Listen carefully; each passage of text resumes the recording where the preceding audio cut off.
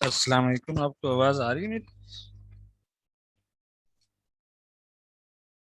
Zubair, hello. Narine, मेरी आवाज आ रही है आपको? हेलो।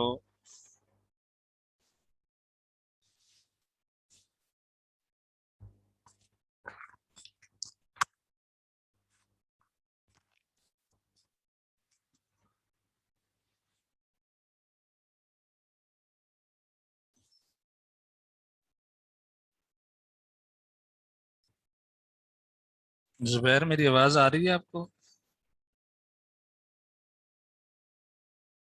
जी। जु- आ रही है ना? अच्छा। जी आ रही। क्लियर है, बिल्कुल क्लियर है, बिल्कुल आवाज है। जी। अच्छा अच्छा, ठीक। कल आप लोग थे क्लास के अंदर? जी कल थे। मेरीन, आप ही थी क्लास में? अच्छा अच्छा, ठीक।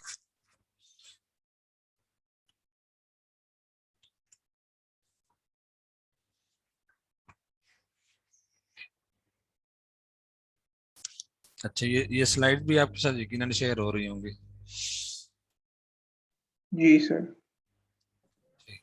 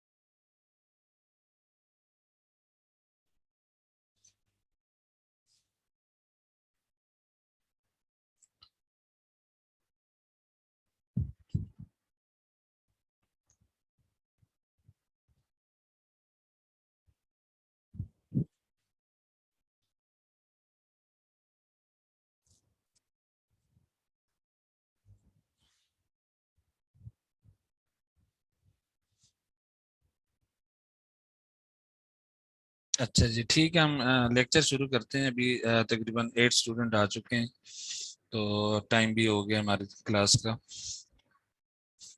Welcome to second lecture.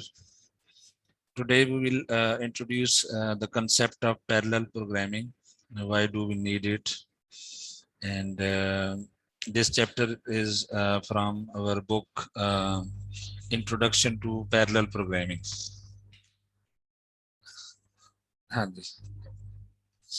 ये इसके मेरे क्लास शुरू हो गई है, लेकिन मैं ही चाह रहा था कि इसके ऊपर ये कैसे लिखा जाए ना, इस स्लाइड के ऊपर, जिसकी मदद से। हाँ,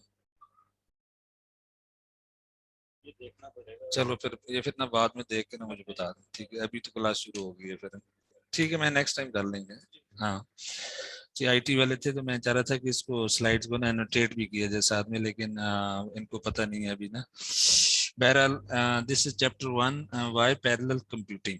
ठीक है, तो यहाँ पे कुछ कंटेंट्स हैं या रोड मैप है। Why we need ever increasing performance आपको आवाज मेरी क्लियर आ रही है ना सबको? हेलो। जी सर।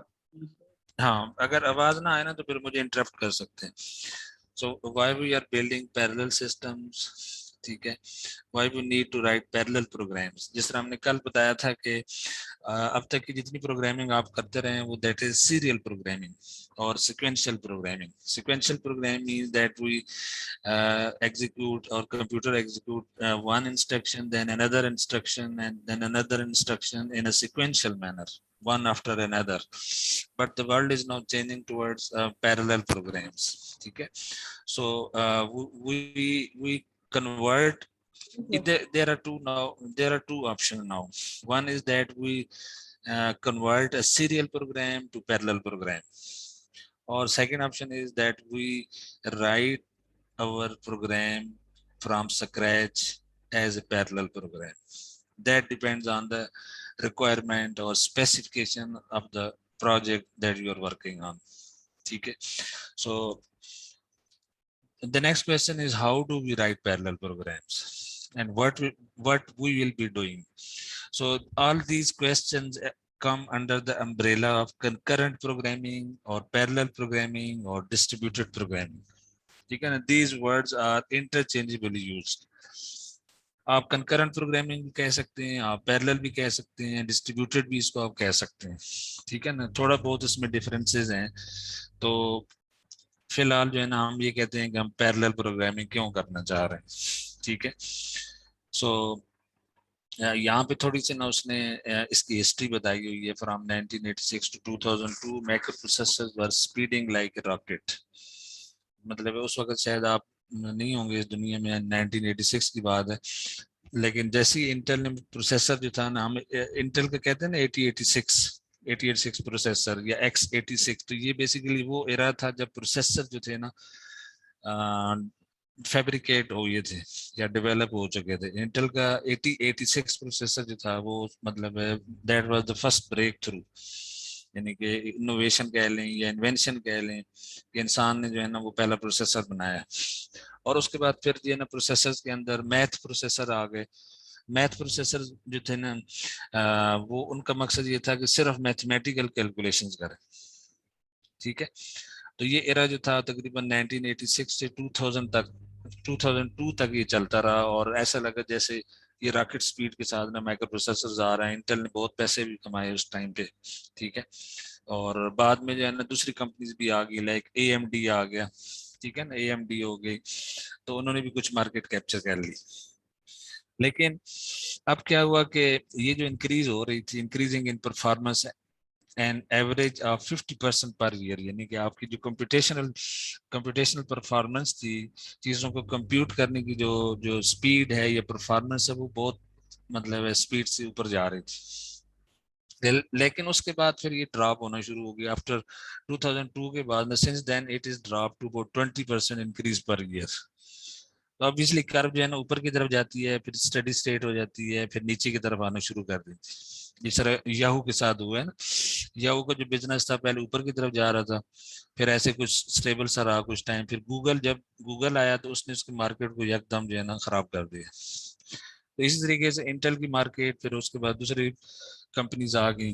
तो ये जो है ना एवोल्यूशन इन टाइम है ना, चेंजिंग टाइम्स के बाद हो रही है कि मतलब चेंज जो है ना हमेशा होती रहती है टाइम के अंदर।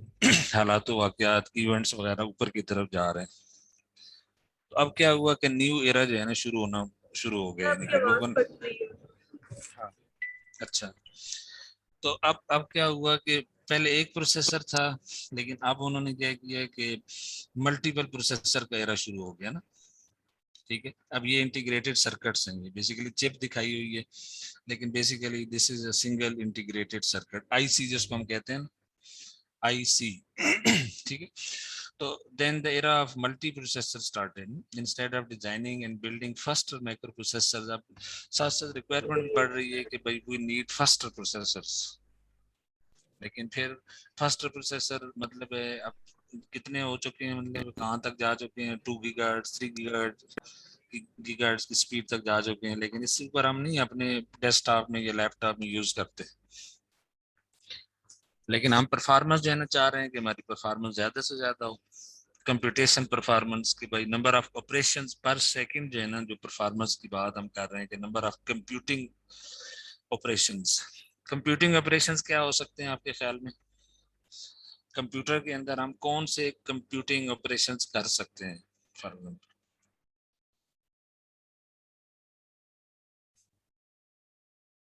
हाँ जी, ये क्वेश्चन है, कोई आप में से आंसर करना चाहे तो। कंप्यूटिंग क्या होती है बेसिकली? उसमें आप देखें ना, मल्टीप्लाई, ऐड, सब्ट्रैक्ट, आइट्रेशन है फॉर एग्जांपल। एक चीज मल्टीप्लाई हो रही है, बार बार हो रही है, ठीक है ना, ये कंप्यूटेशन है ना। कैलकुलेशन भी आप इसको कह सकते हैं। और इसके लिए जो टेक्निकल टर्म यूज होती है ना, उसको हम कहते हैं flops, floating point operations per second. अब वो जो फ्लोटिंग पॉइंट है, ठीक है, वो भी आपको पता होगा यकीनन, फ्लोटिंग पॉइंट क्या होता है? किसी को पता है फ्लोटिंग पॉइंट? फ्लोटिंग पॉइंट का नहीं पता किसी को? Decimal numbers, decimal numbers. हाँ, नंबर्स होते हैं ना जिनमें डेसिमल प्लेसेस आ जाती है ना। फॉर एग्जांपल मैं कहता हूँ 4.8 इंटू 10⁻⁶, ये एक फ्लोटिंग पॉइंट नंबर है ना। जिस तरह इंटीजर्स होते हैं, पहले इंटीजर्स की हम बात करते हैं, वो फुल नंबर्स हैं, लाइक 14, 16, 18। इस तरह जो है ना, ये जो नंबर्स हैं ये आपके फ्लोटिंग पॉइंट्स। आप इनको मल्टीप्लाई करें, आप देखें ना, 4.8 इंटू 10⁻⁻6 को आप मल्टीप्लाई करें विद 5 इंटू 10⁻⁻20, अब कैसे क्या रिजल्ट निकलेगा? तो इस तरह की जो ऑपरेशन है ना, मल्टीप्लाई, फ्लोटिंग पॉइंट इसको हम कहते हैं। तो अब इसमें मल्टीप्लिकेशन भी हो सकती है, एडिशन भी हो सकती है, सब्ट्रैक्शन भी हो सकती है, एंड सो ऑन। इस तरह की जो चीजें हैं ना, जहाँ पे हमें नंबर से वास्ता पड़ता है। तो अब प्रोसेसर की जो परफॉर्मेंस है उसको हम जी फ्लॉप से कंसिडर करते हैं। G flop, giga flops, FLOPS, floating point operations per second, ठीक है। और अगर ये गीगा में चले जाएं, 10⁹ floating point operations per second अगर हमें रिक्वायर्ड हो, तो आप अंदाजा करें ना कि कितना ज्यादा कंप्यूटिंग पावर हमें चाहिए। तो मॉडर्न जो माइक्रो प्रोसेसर्स हैं उनमें कुछ ना कुछ हद तक मौजूद है, लेकिन अगर आप गीगा से टीरा में चले जाएं, टीरा फ्लॉप्स, टीरा का मतलब होता है 12 10⁻12 होता सर। है शायद, 12 होता है ना। तो अगर आपने 10⁻12 floating point operations per second करने हैं, या इवन इससे भी ऊपर जा रहे हो, then you need multi processor environment ना, ठीक है। You need multi processors on single integrated circuit. अब ये भी देखें कि एक सिंगल डाई होगी, ये जिस तरह डाई से नीचे नजर आ रही है, इसके ऊपर आप 4 प्रोसेसर लगा लें, 5 लगा लें, 8 लगा लें, जिसे हम i5, i7, i9 वगैरह कहते हैं ना, ठीक है। तो अब अगर आपको एक प्रोसेसर को प्रोग्राम करना था पहले, अब आपने मल्टीपल प्रोसेसर्स को प्रोग्राम करना है और उनको कोई आपने टास्क दिया हुआ है,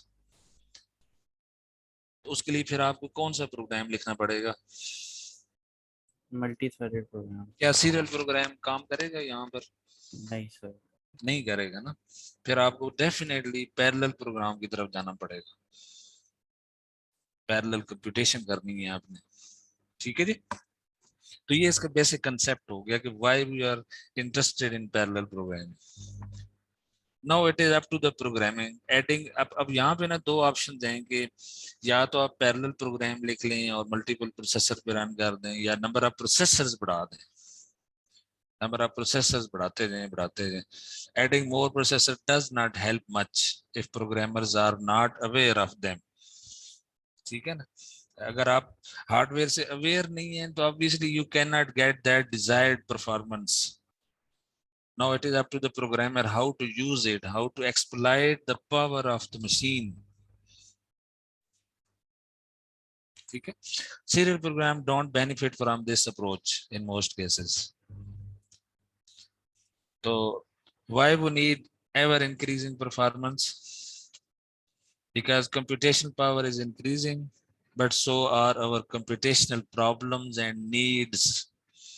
जहाँ पे computational power बढ़ रही है ना, उसके साथ साथ हमारे जो computational problems हैं वो भी, और needs भी हमारी बढ़ती जा रही हैं।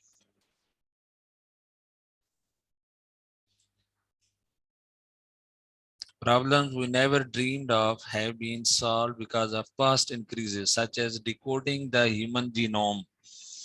ये ह्यूमन जीनोम जो है ना उसको डिकोड करना। ह्यूमन जीनोम क्या चीज होती है? ह्यूमन जीनोम को जरा गूगल करते हैं, देखते हैं वहां से क्या मिलता है हमें ना। जरा सब लोग करें human genome, GENOME।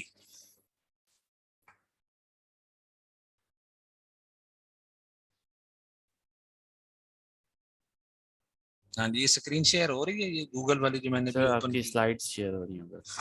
Slide share हो रही है, अच्छा। मैं अभी आपको ना वो स्क्रीन शेयर कर देता हूँ ना। ये मैंने जस्ट गूगल पे ना सर्च किया है, अब आप देखें, अब तो नजर आ रहा होगा। जी सर अब नजर आ रहे हैं ना? आ रहा है। ये जो ह्यूमन जीनोम है, कह रहे थे human genome project was an international scientific research project with the goal of determining the base pairs that make up human DNA and of identifying and mapping all the genes of the human genome from both a physical and functional standpoint. ये gene की बात की है ना इसमें। Gene किधर गए? ये इंसान के जो जीन्स हैं उनको ये स्टडी करना चाह रहे हैं कि इंसान के जो जीन्स हैं वो उसकी लाइफ को किस तरह अफेक्ट करते हैं। आपका कलर, आपका बालों का कलर, आपका स्किन कलर, आंखें, एवरीथिंग, ठीक है ना। These are all encoded in your gene genetic structure. अब वो इंसान जो है ना इस कोशिश में है कि किस तरह हम पता चलाएं कि अल्लाह ताला ने जो इंसान को बनाया है, वो आप देखो ना 7 बिलियन लोग हैं, सारों के फिंगरप्रिंट्स डिफरेंट हैं, सबकी आंखें डिफरेंट हैं, सबके कलर्स डिफरेंट हैं, हाइट डिफरेंट है, मतलब इतनी ज्यादा परम्यूटेशन है, फिर भी जो है ना वो मैच भी नहीं है। जिस तरह हम कहते हैं ना मशीन का एक मैक एड्रेस होता है, इस तरह एक इंसान दूसरे से टोटली डिफरेंट है। इवन जो ट्विन्स जो पैदा होते हैं वो भी डिफरेंट होते हैं, उनकी करेक्टरिस्टिक, सोचने समझने की सलाहियत, ये सारी चीजें किधर हैं? ये सारे आपके DNA कोड में एम्बेडेड है।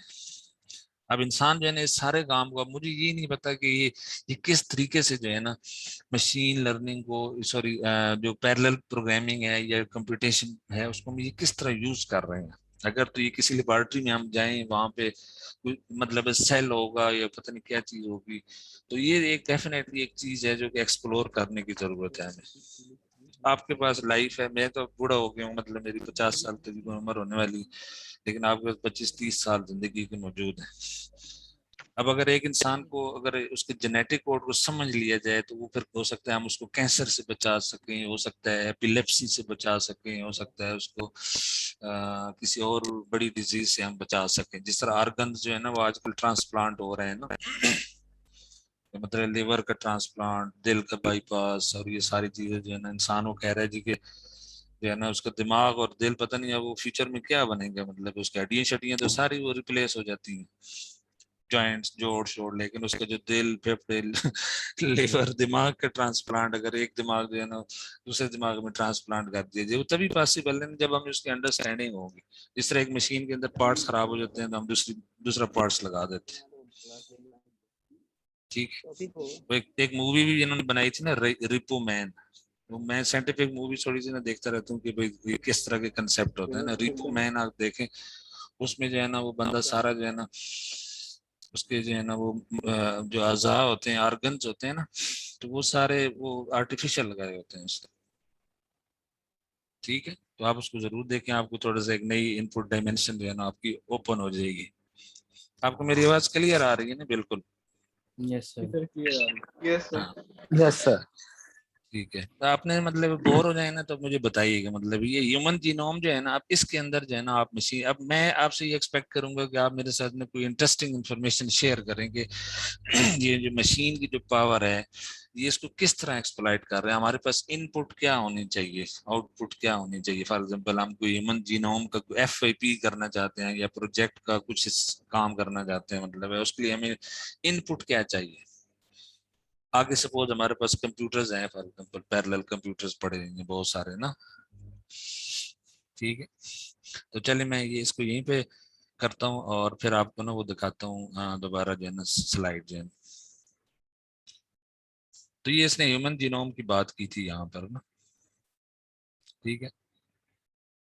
ये स्क्रीन स्लाइड आपके साथ शेयर हो रही है ना? Yes, sir. Yes, sir. अच्छा, अब ये देखें, ये डिकोडिंग। अब डिकोड का मतलब क्या होता है, उसको अंडरस्टैंड करना। डिकोडिंग का मतलब होता है किसी चीज को पहले हम इनकोड करते हैं, जिस तरह इंक्रिप्शन होती है ना, वो की होती है ना, आप इनकोडिंग करते हैं, फिर दूसरी साइड पर उसको डिकोड किया जाता है या डिसाइफर किया जाता है। ठीक है। तो अब अल्लाह ने जो इंसान का ह्यूमन जीनोम बनाया है ना, वो अब एनकोडेड है, उसमें अब वो है भी बायोलॉजिकल स्ट्रक्चर है, वो मैकेनिकल नहीं है। बायोलॉजिकल में सेल्स हैं, फिर वो सेलुलर नेटवर्क है, इंसान के ब्लड स्ट्रीम है, उसके अंदर पता नहीं red blood cell, white blood, पता नहीं क्या क्या, वो जो है ना पूरी एक अंदर एक साइंस मौजूद है। ये इसलिए जो है ना, आप कई यूनिवर्सिटी में बायोमेडिकल इंजीनियरिंग का प्रोग्राम ऑफर कर रही है, क्योंकि ये सदी जो होगी ना, इंसान को समझने की सदी है। यार इंसान किस तरह समझता है, सोचता है, उसका दिमाग कैसे काम करता है, उसके अब इंसान के दिमाग में बिलियंस ऑफ न्यूरॉन्स है, न्यूरल नेटवर्क जिसको हम कहते हैं।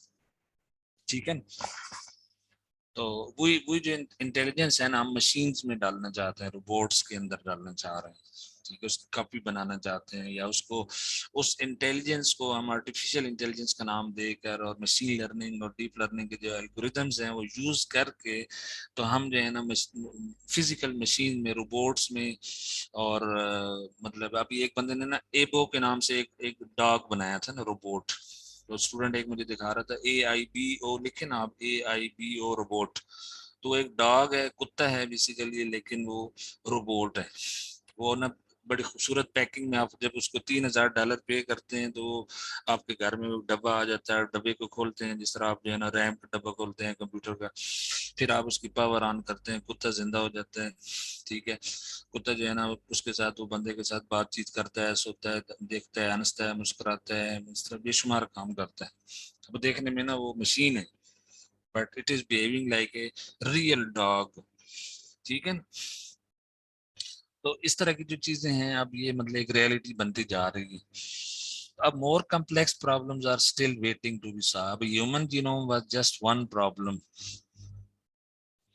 अब ये देखें एक और प्रॉब्लम, क्लाइमेट की मॉडलिंग करना। आपने वेदर, जो ग्लोबल वार्मिंग के हम शोर मचाते हैं ना, कि there is a global warming, pollution बहुत बढ़ गई है। बीजिंग में चले जाएं तो अंधेरा है, वहां पे गाड़ियों का धुआं, शोर। लाहौर में सुबह के टाइम पे या 12 बजे देखें आसमान से, तो पता चलेगा पूरा लाहौर जो है ना, वो मतलब फॉग में छुपा हुआ है, मतलब या धुंध है, जो बेसिकली कार्बन डाइऑक्साइड है, ये वेरियस हार्मफुल गैसेज हैं। अब ये सारी हमारी एनवायरनमेंट को अफेक्ट कर रही हैं। अब जो है ना, हमारी इंसानियत को मसला ये आ रहा है कि अपनी एनवायरनमेंट को क्लीन कैसे किया जाए। इंडस्ट्री तो पहले बोझ लगा ली इन्होंने, अब वही उसको रिवर्स करना चाहते हैं। ठीक है। अब इसके ऊपर भी जो है ना बहुत ज्यादा मॉडलिंग हो रही है। मॉडलिंग का मतलब क्या है कि उसके जो है ना एल्गोरिदम्स बनाए जा रहे हैं, उसको प्रिडिक्शन, उसको प्रेडिक्ट करना कि बारिश कब होगी, कितनी होगी, कहाँ होगी, इसका जो पैटर्न है वो क्या होगा। ठीक है ना। अब ये सारी प्रोसेसिंग जो है ना वो मशीन पर कर रहे हैं। क्लाइमेट की मॉडलिंग जो है ना, इसके लिए भी आप पैरेलल कंप्यूटिंग और प्रोग्रामिंग यूज कर सकते हैं। फिर उसके बाद ये प्रोटीन फोल्डिंग है, इसका मुझे अब नहीं पता, ये भी बायोलॉजिकल की चीज है, इसको आप एक्सप्लोर करेंगे, प्रोटीन फोल्डिंग क्या होती है ना। ठीक है। नेक्स्ट क्लास में ना कोई मुझे बताएगा कि प्रोटीन फोल्डिंग क्या होती है, ये भी एक प्रॉब्लम है। ठीक है। अच्छा, इसके बाद ये ड्रग डिस्कवरी का है। अब इसके अंदर पता नहीं किस तरीके से मशीन लर्निंग हम यूज कर सकते हैं, या ये जो कंप्यूटेशनल पावर है उसको हम कैसे एनहांस कर सकते हैं। ये जो है ना, मैं आपको जस्ट अभी इमेजेस दिखा रहा हूँ, लेकिन it is a food for thought, कि आपने इसको देखना है, इस पर गौर फिक्र करना है। आपने अपनी फील्ड सेलेक्ट कर सकते हैं फ्यूचर की ना, कि आपने इस एरिया में जाना है। फिर इस तरह आप एनर्जी सेक्टर में चले जाएं तो वहां पे ये विंड टर्बाइंस हैं, ये ऊपर विंड स्पीड्स के पैटर्न हैं, मतलब है। ठीक है। और यहाँ पे भी जो है ना पैरेलल प्रोग्रामिंग यूज हो सकती है। ये सम ऑफ द इंटरेस्टिंग प्रॉब्लम्स है। अब ये देखें ना, पूरा विंड फार्म लगा हुआ। कैलिफोर्निया में आप जाए ना, तो पहाड़ों से उतरेंगे तो आपको इस तरह के बेशुमार जो है ना वो विंड टर्बाइन नजर आएंगे। यूरोप में जाएंगे तो आपको नजर आएंगे, नीचे जो है ना गाय भैंसे चल रही होंगी, आसपास लोग रह रहे होंगे, इनके चलने की आवाज भी आपको बड़ी खूबसूरत आवाज सुनाई देगी। तो इसी तरीके से ये डेटा एनालिसिस वगैरह है। ठीक है। So why we are building parallel system? Up to now, performance increases have been attributable to increasing density of transistor. आपने कहा जी कि मैं तो अपने जो मेरी चिप है, जो प्रोसेसर है, उसके ऊपर ना नंबर ऑफ ये ट्रांजिस्टर जो है ना वो 1 मिलियन से 1 बिलियन कर देता हूँ, तो मेरे पास हाई परफॉर्मेंस आ जाएगी। कंप्यूटिंग पावर बढ़ जाएगी, ठीक है ना। अब आजकल के जो नए इंटेल के जो माइक्रो प्रोसेसर आ रहे हैं, वो उसके ऊपर मिलियंस और इवन बिलियन शायद ट्रांजिस्टर्स हैं, इतने इतने ज्यादा ट्रांजिस्टर्स हैं कि वो आप नेकेड आई से नहीं देख सकते, you can not see it through eyes. लेकिन जब आप उसको इंटीग्रेट कर रहे हैं तो उसमें इनहेरेंट प्रॉब्लम्स आ रहे हैं, ठीक है, कि हीट अप हो रहे हैं। फॉर एग्जांपल स्मॉलर ट्रांजिस्टर बनाते जा रहे हैं, इतने स्मॉल के वो नैनो स्केल के हो गए हैं, मतलब नैनो स्केल का ट्रांजिस्टर है। नैनो नैनो आपको पता है 10⁻⁹ होता है ना। तो अब आपने क्या किया कि वन 1 मिलियन या 100 मिलियन ट्रांजिस्टर लगा दिए एक चिप के ऊपर, तो उससे आपको प्रोसेसर फास्ट हो गया। फास्ट प्रोसेसर का मतलब है उसकी पावर कंजम्पशन भी ज्यादा होगी। ट्रांजिस्टर ने ऑन ऑफ होना है, ऑन ऑफ हो रहा है, ऑन ऑफ हो रहा है, तो उससे वो क्या हो रहा है, स्विचिंग हो रही है ट्रांजिस्टर की ना। तो उससे क्या हो रहा है, तो पावर कंजम्पशन हो रही है, हीट अप हो रहा है वो। अब उस हीटिंग के लिए फिर वो आपने कहा कि उससे इंक्रीज हीट बन गई। अब हीट को डिसिपेट करने के लिए आपने कूलिंग मैकेनिज्म लगा दिया, फैंस लगा दिए, लिक्विड जो है ना, लिक्विड आप जो है अपने गेमिंग मशीन के अंदर लिक्विड जो है ना वो फ्लो कर रहा होता है ठंडा करने के लिए। किसी के पास है गेमिंग मशीन और उसमें कोई है लिक्विड वगैरह? यस सर, मैंने लिक्विड कूलर लगाया हुआ किसके पास है? है। मेरे अरकम ने कहा, है? मेरे पास है। क्या नाम है आपका? अरकम। हाँ अरकम, आप जरा अपने कंप्यूटर की स्पेसिफिकेशन बताएं जरा सब। इसमें राइजन 5 ऊंचा बोले ना, 3600, जरा ऊंचा बोले, नहीं ऊंचा बोले। राइजन 5 3600 है। अच्छा, 6 कोर 12 थ्रेड्स का, और 6 कोर हैं GTX उसके अंदर, और 12 थ्रेड्स हैं। 32 GB रैम है। जी, 32 GB रैम है, और वाटर कूलिंग है इसमें, और ग्राफिक कार्ड है। वाटर कूल्ड है वो? जी। पानी का कैसे डालते हैं उसके अंदर? तो उसमें रेडिएटर लगा होता है, जैसे गाड़ियों में होता है ना, सेम वैसे ही होता है। अच्छा, तो वो आप जो है ना सारी रात गेम खेलते हैं उसमें? नहीं, मैं तो आजकल टाइम नहीं मिलता गेम का देखने से। अच्छा जी, और ये 6th जनरेशन है कि 10th जनरेशन कंप्यूटर है? 11th। 11th जनरेशन है आपका। और इसकी कास्ट कितनी थी? 250। ₹250, 50,000 जी। यानी 2.5 लाख जो है ना आपने उस पर लगाए हैं, ठीक है। जी अब सर। उसके अंदर जीपीयू भी लगा हुआ है। जी, जीपीयू लगा हुआ है। जीपीयू कौन सी सीरीज का लगा हुआ है? इसका एनवीडिया का 1060 है, GTX एनवीडिया का 1060, और उसकी वीडियो ग्राफिक्स रैम कितनी है? की रैम 8 GB। 8 GB है, ठीक है। अच्छा, और 6 कोर उसमें यानी 6 CPU कोर्स लगी हुई हैं, और एनवीडिया का ग्राफिक्स प्रोसेसिंग यूनिट भी है जी जीपीयू सर। की शक्ल में, ठीक है। चलें, और तो किसी के सर ये पास नहीं जितने है। भी यूट्यूबर्स है ना, गेमर्स वगैरह, सर वो यही यूज करते हैं एक्चुअल में, क्योंकि हाँ, सर ये एक्चुअली महंगा, वो तो वही अफोर्ड कर सकते हैं। तो ऐसी कौन सी गेम है जो बहुत ज्यादा जिसके लिए हमें जीपीयू चाहिए होता है? सर सर गेम की आजकल बात नहीं होती सर, इससे ये सारी होता है नई कि ना गेम्स। कूलिंग, ये आपके सिस्टम को कूल रखता है, ज्यादा हीट जनरेट नहीं कर देता। जैसे होता है सिस्टम हाँ, हीटअप हो जाते हैं, वो नहीं होता सर। इसमें जो तो वाटर का सिस्टम है ना, वो कॉन्सेप्ट ही है ये वाटर का, तो वो सिस्टम को अच्छा, कूल डाउन रखता है। कूल डाउन रखे उसको। क्योंकि जो होता है वो गेमर होते हैं ना, वो स्ट्रीमिंग भी करते हैं ना अक्सर, 3 3 घंटे की, वो 3 3 घंटे मुसलसल वो चलाते हैं सिस्टम वगैरह को, इसलिए उनको ऐसे सिस्टम चाहिए होते हैं फिर। हाँ, तो वो नेटवर्क पे गेम खेल रहे होते हैं, नेटवर्क यानी yes across the sir, internet. Online एक बंदा ऑनलाइन अमेरिका में गेम्स। ऑनलाइन जी। गेमिंग। सर ऑनलाइन गेम अच्छा, होती हैं। अच्छा, उसमें क्या चार्म होता है जब आप ऑनलाइन गेम खेलते हैं, तो मतलब कि सर वो बस दोस्त होते हैं सर सारे, इसलिए स्ट्रीम असली होती है लोग ना एक होते तरह हैं। की, सर वो स्ट्रीम करते हैं, मतलब कभी चैरिटी स्ट्रीम भी वो कर लेते हैं, मतलब अच्छा, वो अपने यूट्यूब चैनल से भी करते हैं सर वो। हम्म, गेमिंग चैनल होते हैं ना यूट्यूब, उनके लिए होता है सर वो। ये अच्छा, पाकिस्तान में, इंडिया में मतलब काफी चैनल है, वहाँ पे ये होता है। अच्छा, मुझे ये एक्सपीरियंस करना चाहिए कि गेम कैसे, मैंने तो जिंदगी में कभी नहीं गेम खेली ना, मुझे पता ही नहीं है उसका, सही बता रहा हूँ। अच्छा लेकिन ये बहुत एक्सपेंसिव सोल्यूशन है, अब 2.5 लाख जो है ना, सर, मतलब इस गाँव इससे कम में है। भी बन जाते हैं, लाइक अच्छा, 1 लाख में भी बन जाते हैं। 1 लाख में भी बन जाते हैं, ठीक है। तो ये स्लाइड मेरी नजर आ रही है ना आपको? जी सर। हाँ, तो अब देखिए ना, इंक्रीज हीट के लिए उन्होंने बैरल कूलिंग मैकेनिज्म रखा हुआ है, लेकिन अगर बहुत ही एक्सेसिव हीट अप हो जाए तो अनरिलायबल प्रोसेसेस बन जाते हैं ना, ठीक है। तो ये जस्ट मैं थोड़ा सा आपको ये बुक के अंदर की चीजें हैं। अब जो कोर हम कहते हैं, कोर क्या चीज है? It is just a single central processing unit, ठीक है, अगर आप उसमें मल्टीपल कोर कर लेंगे तो you are actually introducing parallelism, यानी you are moving from single core system to multi core processors. ठीक है, अच्छा, so why we need to write parallel program. ठीक है, ये अब ये मेरे ख्याल में अब ये चीज तो आपको क्लियर हो गई होगी। ये अब ये think of running multiple instances of your favourite game, multiple instances of your favourite game. अब जो लोग गेम खेलते हैं मेरे ख्याल में उनको इस चीज का पता होगा, लेकिन बाकी लोग शायद इसको अप्रिशिएट ना कर सकें। So running multiple instances of serial program often is not very useful.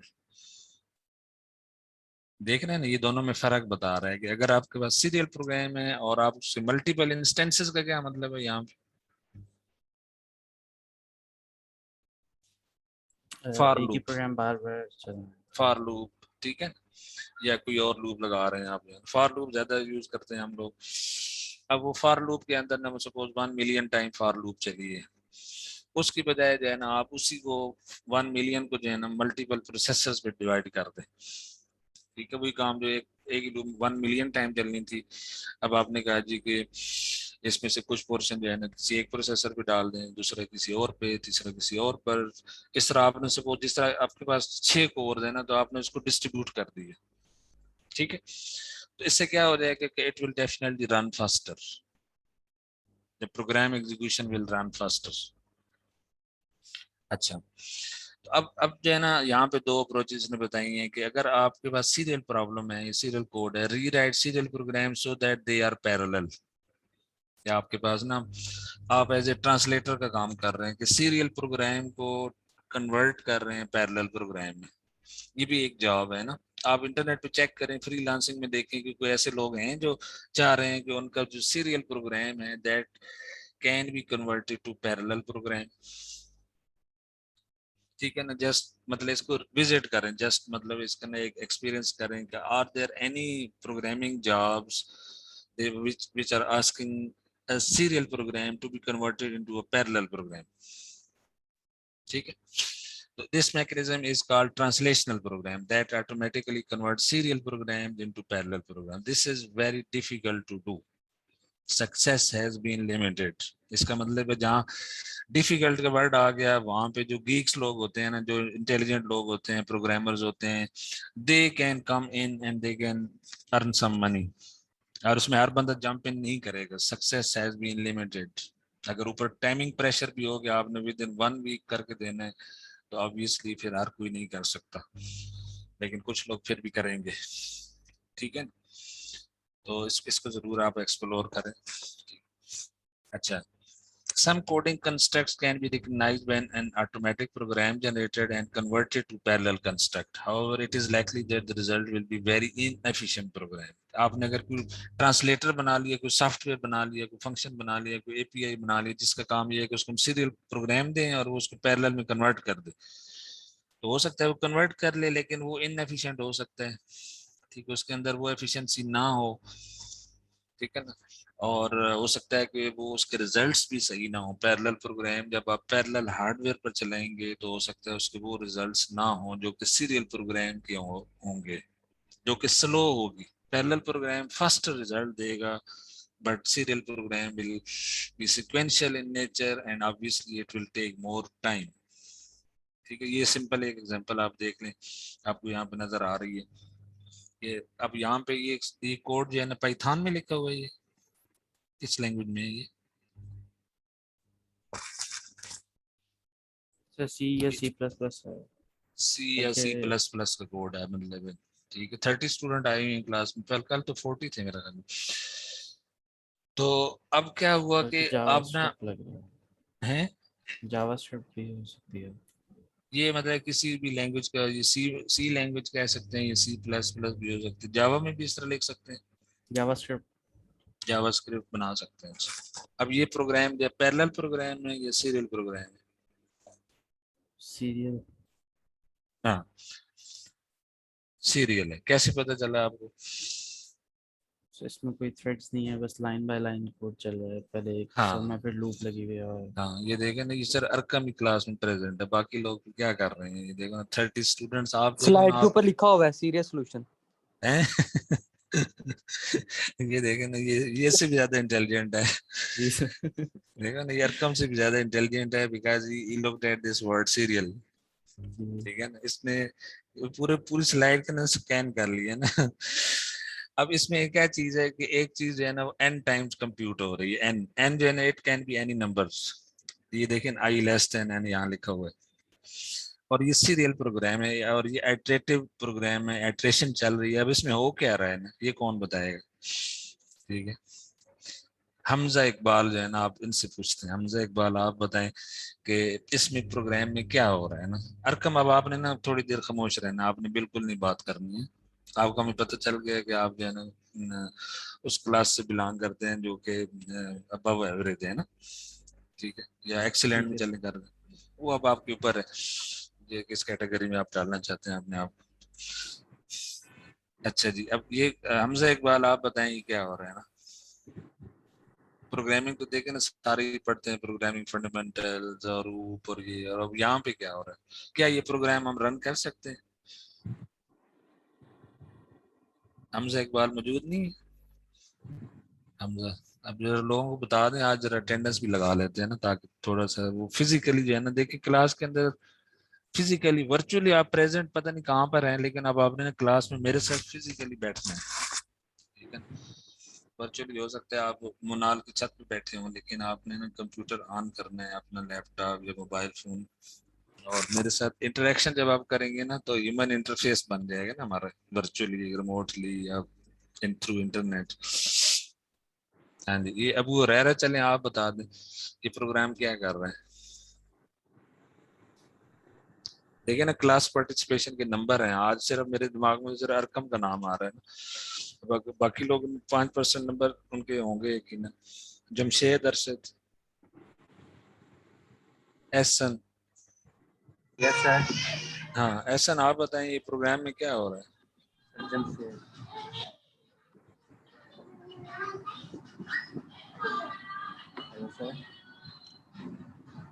हाँ जी, अपना जरा चेहरा दिखा दे एहसन, सारों को ना वीडियो जरा ऑन कर लें।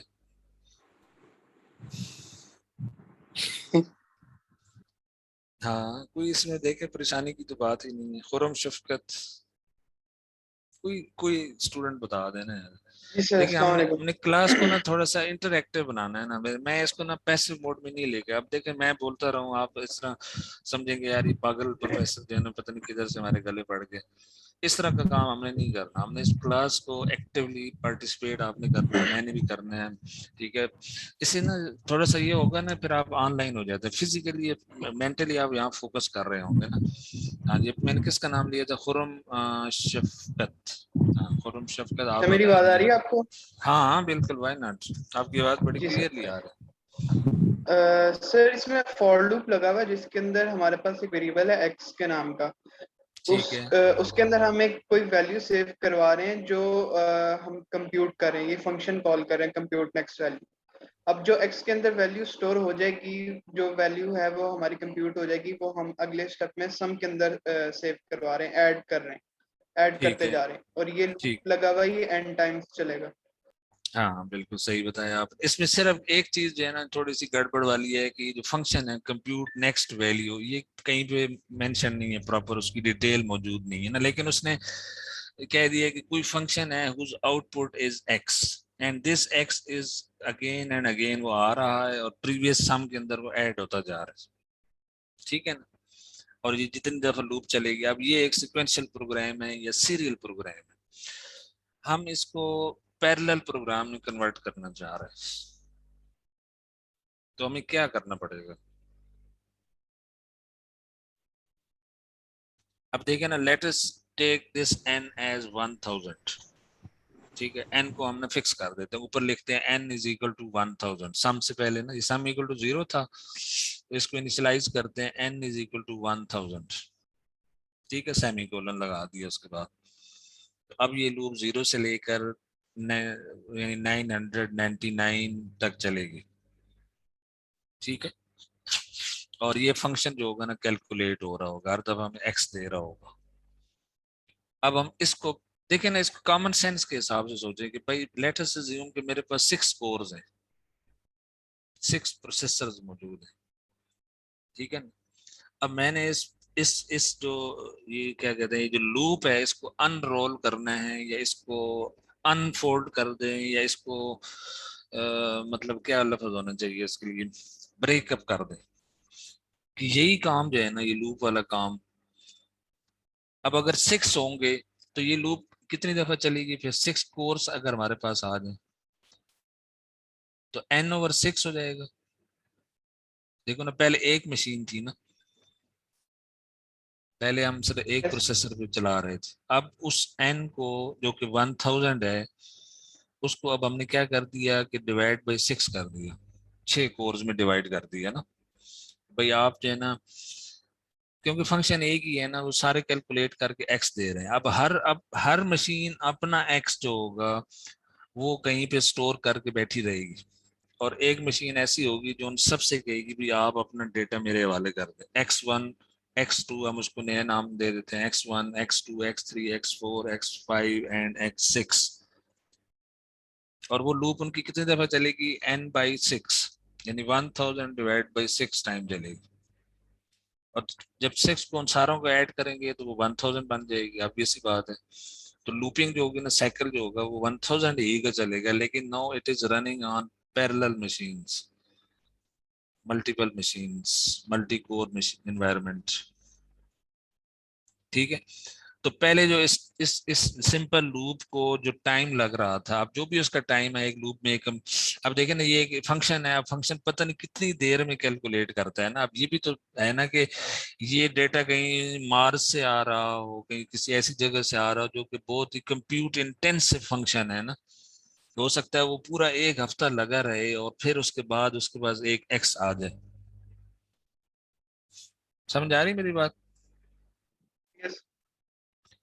यानी कि हमें अभी तक स्टिल इस फंक्शन का भी नहीं पता ना कि how much time it is taking to calculate और ब्रिंग आउट एक्स, ठीक है।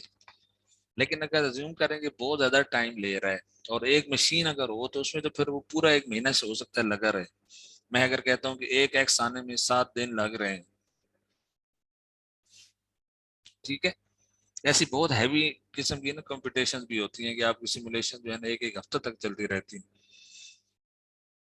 ठीक है ना। अगर सपोज, और ये किस तरह की इन्वायरमेंट होती है कि एक चीज को आप सपोज ऑप्टिमाइज कर रहे हैं, ऑप्टिमाइजेशन में लगी हुई हैं, ऑप्टिमाइजेशन में लगी हुई है कि ये चीज, ये एरर इतना हो जाए, एरर इससे कम हो जाए, बार बार आप चलाई जा रहे हैं, एरर अभी भी कम नहीं। आपने कहा एरर जो है 10⁻⁻12 हो जाए किसी चीज का, तो ऑप्टिमाइजेशन करी जा रहा है, करी जा रहा है। लेकिन जिस तरह वो जेनेटिक एल्गोरिदम्स होते हैं, पता नहीं आपने शायद उनका नाम सुने, जेनेटिक एल्गोरिदम्स जो है ना वो इसी तरह का काम करते हैं।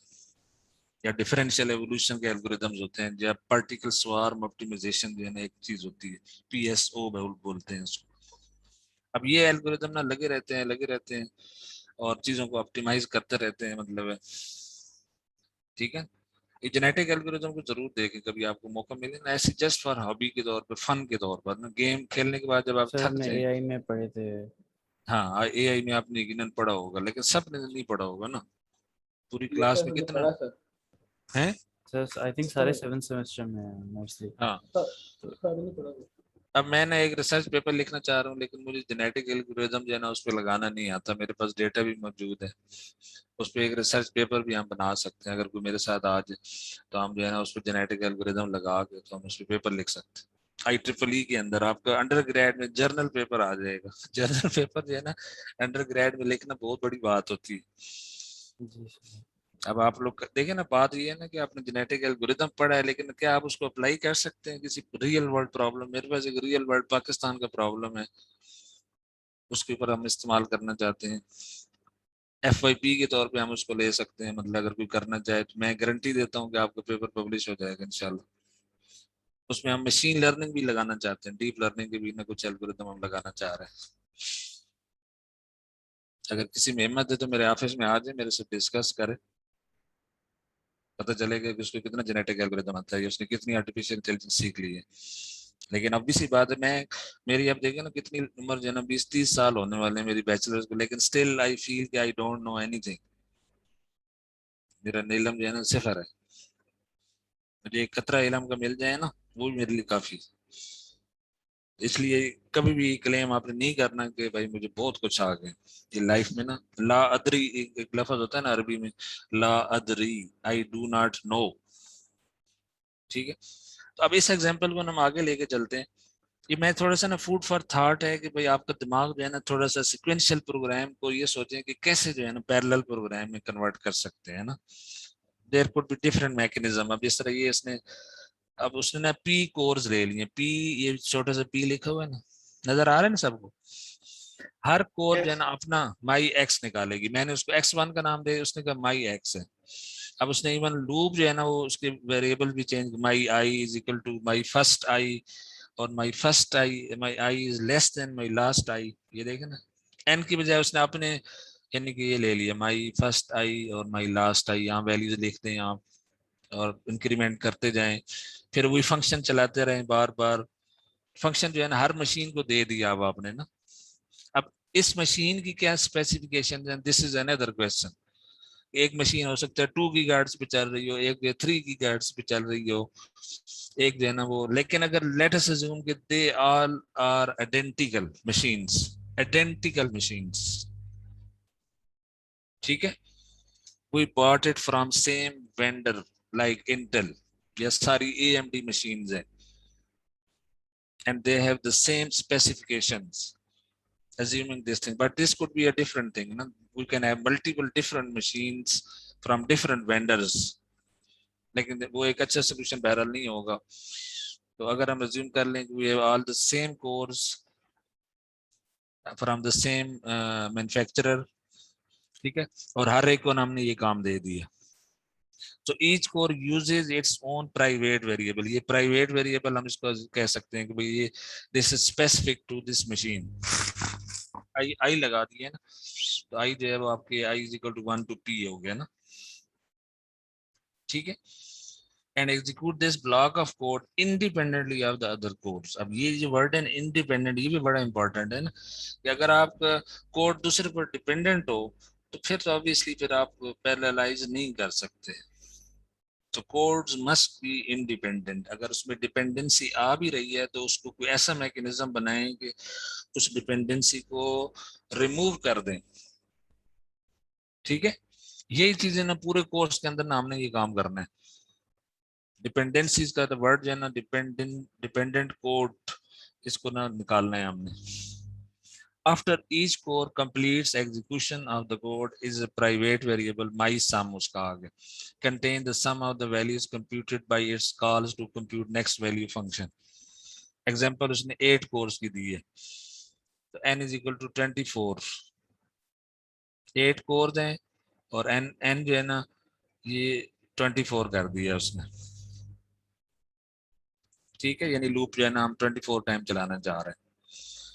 तो then the calls to compute next value return. अब ये देखें ना कि उसने, अब ये n/8 का मतलब है 3 हो जाएगा ना, तो लूप 3 टाइम चलेगी और हर दफा ये सम 1 4 3 9 2 8 इस तरह नंबर्स आ रहे हैं रिजल्ट्स में ना, ठीक है। और इनको हम सम अप करते हैं तो 1 + 4 5 + 3 8 हो जाएगा, 9 + 2 + 8 तो ये 11 और 8 19 हो जाएगा। और ये इस तरीके से ना हर एक अपना अपना 6 कोर्स 8 कोर्स है ना, तो 1 2 3 4 5 6 7 8। ये समझ आ रहे हैं ना सबको? हेलो, क्लास में सबको समझ आ रहा है? Yes sir. Yes, sir. Yes sir. Yes sir. मतलब कोई बोरिंग तो नहीं होगी ना काम हमारा? मतलब देखें बड़ा एक जबरदस्त चीज, हम एक नई वर्ल्ड में एंटर हो रहे हैं, नई वर्ल्ड, एक अनदर डायमेंशन हमारी ना ओपन हो गई दिमाग की।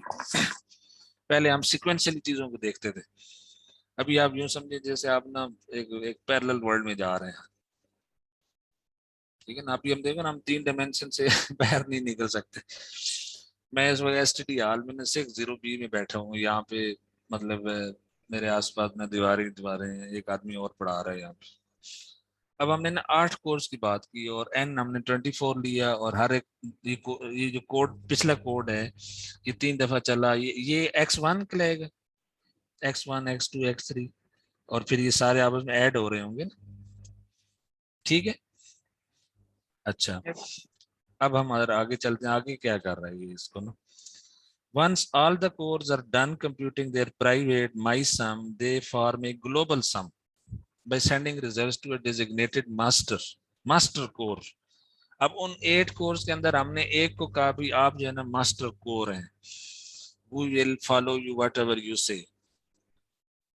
एक लीडर बना लिया आपने ना, स्लेव और मास्टर होता है ना, 8 बंदे हों तो उसमें हम कहते हैं आप मास्टर हैं, आप हमारे अमीर हैं, ठीक है, हम बाकी फॉलोअर्स हैं। मास्टर स्लेव का कंसेप्ट आ गया ना।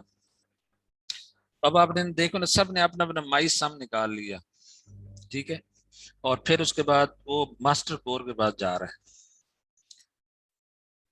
अच्छा, अब इसने कहा ये सारा सूडो कोड है, मतलब एक्चुअल तो इम्प्लीमेंटेशन नहीं है, but it is just a pseudo code.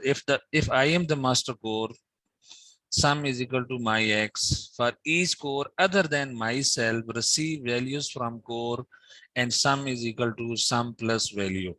यानी कि हर एक से मैं वैल्यू ले रही हूँ और फिर उसमें सम में ऐड कर रही हूँ।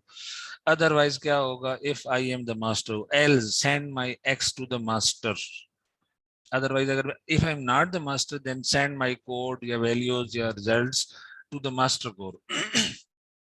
ये इफ एल्स स्टेटमेंट आ गई ना। अच्छा, अब आगे चलते हैं। अब ये फॉर एग्जांपल हमारे रिजल्ट्स आ गए ना। ये 8 कैसे आया, पीछे मैंने दिखाया था शायद आपको, ये देखें ना, 1 + 4 + 3, ये 3 दफा उसने कैलकुलेट किया तो 8 बन गया। 9 + 2 11 + 8 19, तो ये 19 आ गया एंड सो ऑन। इस तरह हमारे पास 8 कोर्स आ गए 0 से लेकर 7 तक। अब ये इन सब के अंदर ना माई सम है, इसमें मैंने एक कोर को ना कहा जी कि कोर 0 को कहा कि you are master core, master. इसने क्या किया कि इसने अपना रिजल्ट इसके वाले किया, 19 + 8 हुआ, फिर 7 + 9 + 18 हुआ, फिर 15 + 7 + 19 + 8 हुआ। ये सारा ग्लोबल सम बन रहा है, 95 हुआ, ठीक है। और this 95 is stored in core 0, ठीक है। उसने अपने जो रिजल्ट था बाकी ने उसके वाले किया, माई वैल्यूज व्हाटएवर, और उसने अपना ग्लोबल सम जो है ना वो कैलकुलेट कर दिया। But wait, there is much better way to compute the global sum. अब एक और जीनियस आ गया ना बीच में, फ्रॉम इंटेल। इंटेल इनसाइड जो है ना उसका अब इंटेल आउटसाइड हो गया। इंटेल का मतलब होता है इंटेलिजेंस। अब देखिए ना, यहाँ पे हम ये सिक्वेंशियली एडिंग कर रहे हैं ना। अब हमने रिजल्ट तो पैरेलल में निकाली, लेकिन एडिशन हम सिक्वेंशियली कर रहे हैं।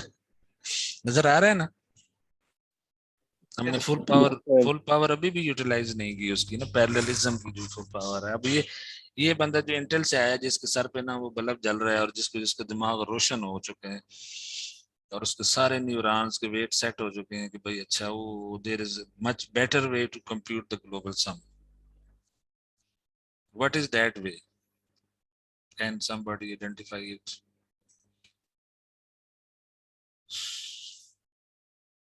Is there a better way to do the global sum, to calculate the global sum?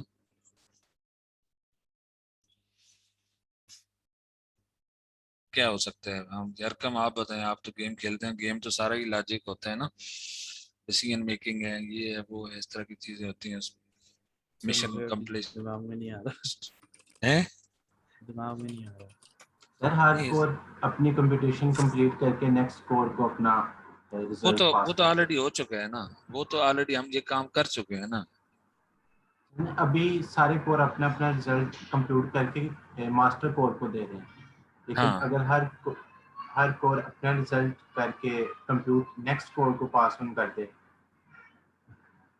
For example किस तरह होगा, यानी फॉर एग्जांपल हम कोर 2 की ले लें, 7 है इसका रिजल्ट, तो ये 7 कोर 3 को पास कर दे। अब कोर 7 3 15 में 7 ऐड करके 4 को पास कर दे, 4 5 को अपना रिजल्ट पास कर दे। जो अच्छा, आप कह रहे हैं कि 19 + 7 एंड यस सर, तो एंड पे 7 जो है वो ऑटोमेटिकली मास्टर कोर कंसीडर हो जाएगा, उसके पास फाइनल रिजल्ट आ जाएगा।